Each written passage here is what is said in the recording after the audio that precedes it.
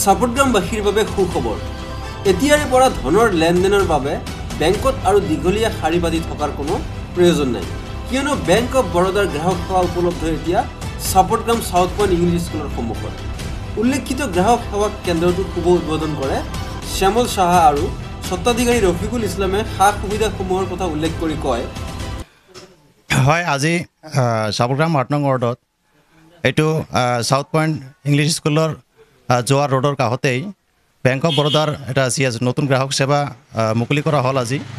তো মই এইখিনি ক'ব বিচাৰোঁ যে বিভিন্ন বেংকত যেনেকুৱা ষ্টেট বেংক, ইউকো বেংকত যেনেকুৱা মানুহে শাৰী পাতি থিয় হৈ সময় নষ্ট কৰিব লগা হয়, গতিকে আজিৰে পৰা মই ভাবোঁ ইয়াতে আমি গ্ৰাহকক পৰ্যাপ্ত পৰিমাণে সুবিধা দিবলৈ আমি চেষ্টা কৰিম।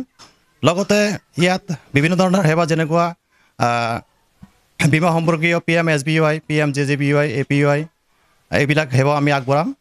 গতিকে এইখিনিতে মই চাপটগ্ৰামবাসীসকলৰ কাৰণে ভাল এটা মই পদক্ষেপ লোৱা বুলি মই ভাবোঁ, আৰু যাতে ভৱিষ্যতে মই চাপটগ্ৰামৰ পৰা সহযোগিতা পাওঁ, এইখিনি মই কামনা কৰিলোঁ।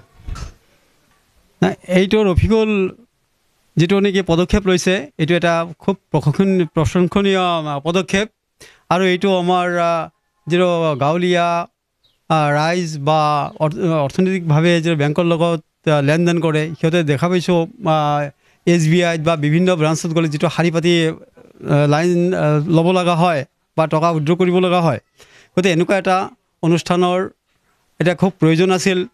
গতিকে এইটো যে বৰোদা বেংকৰ এটা ব্ৰাঞ্চ হিচাপত খুলিছে CSPৰ, এইটোৰ কাৰণে নথৈ আনন্দিত, আৰু আমাৰ এই জনসাধাৰণৰ বেছ উপকাৰ হোৱা বুলি মই ভাবোঁ। এটা প্ৰশংসনীয় পদক্ষেপ।